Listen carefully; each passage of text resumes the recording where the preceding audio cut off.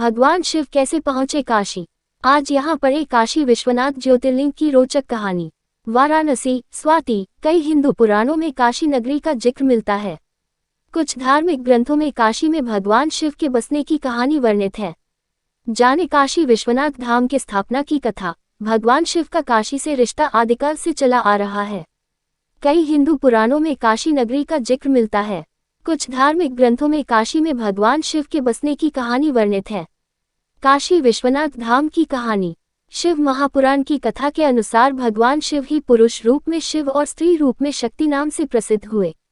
शिव शक्ति ने मिलकर दो चेतन यानी प्रकृति एवं पुरुष विष्णु की रचना की। तब प्रकृति एवं पुरुष अपने माता पिता को सामने न पाकर सोच में पड़ गए। उसी समय आकाशवाणी हुई। आकाशवाणी बोली, तुम दोनों को जगत की उत्पत्ति हेतु तपस्या करनी चाहिए, तभी सृष्टि का विस्तार होगा। वे दोनों बोले, हे स्वामी, हम कहाँ जाकर तपस्या करें? यहाँ पर कोई ऐसा स्थान नहीं है जहाँ तपस्या की जा सके। तब भगवान शिव ने 5 कोस लंबे चौड़े शुभ व सुंदर नगर की तुरंत रचना कर दी।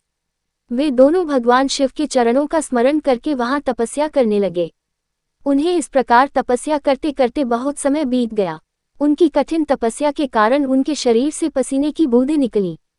उन श्वेत जल की बूंदों को गिरता हुआ देखकर भगवान विष्णु ने अपना सिर हिलाया। तभी उनके काम से एक मणि गिरी, वह स्थान मणिकर्णिका नाम से प्रसिद्ध हो गया। जब उनके शरीर से निकली जलराशि से वह नगरी बहने लगी, तब भगवान शिव ने अपने त्रिशूल की नोक पर रोक लिया। तपस्या में किए गए परिश्रम से थककर विष्णु और उनकी पत्नी प्रकृति वहीं उसी नगर में सो गए। तब शिव जी की प्रेरणा स्वरूप विष्णु जी की नाभि से कमल उत्पन्न हुआ। उसी कमल से ब्रह्मा जी उत्पन्न हुए। ब्रह्मा जी ने सृष्टि की रचना कर दी। भगवान शिव की आज्ञा पाकर ब्रह्मा जी ने सृष्टि की रचना आरंभ कर दी।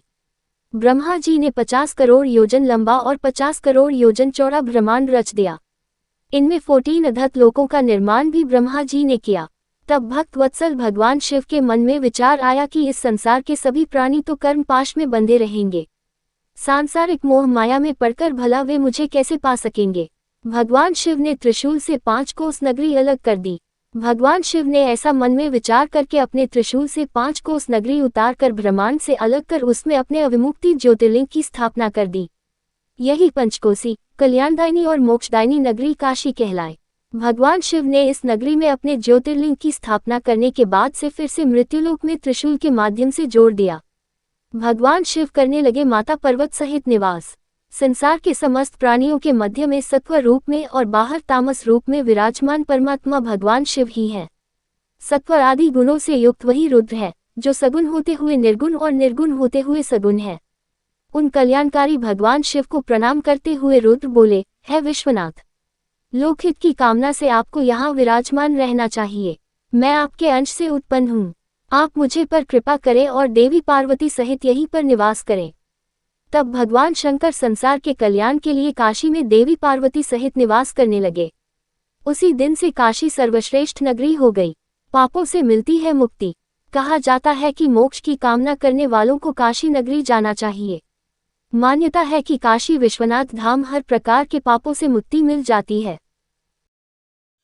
और भी ऐसी तरह तरह की न्यूज़ को देखने के लिए हमारे चैनल को लाइक करें, सब्सक्राइब करें और बेल आइकन जरूर क्लिक करें। इससे हमारे आने वाली न्यूज़ की नोटिफिकेशन आप लोगों को सबसे पहले मिले।